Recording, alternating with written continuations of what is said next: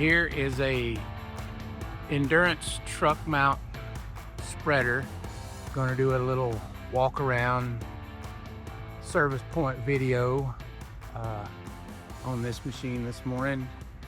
First thing to check is the oil level in the sight gauge. Make sure you are up to the black line in the top of the gauge. Be the first thing. Make sure you have proper oil level. Then come to the back, check your bearings behind the gear case. Make sure you have greased those properly. Make sure no leaks out of the seal in the back of the gear case. Check your bed chain tension. Make sure your chain is properly tight, where you do not have any way for it to catch and wad up back here at the back and break your chain on the cogs. Check your spinners. Make sure no leaks under the spinner motors for hydraulic oil.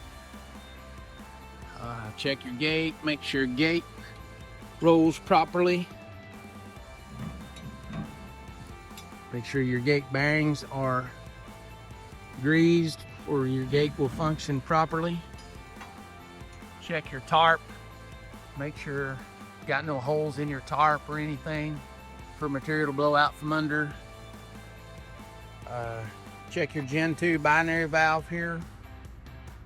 Conveyor valve, speed adjustment valve, GR dump valve. GR valve, not dump valve.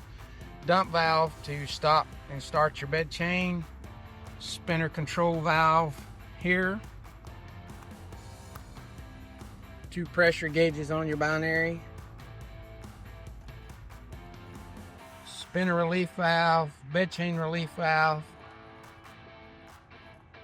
Check your front bearings for proper grease in those. Check your lights, make sure your turn signals, brake lights, everything are working.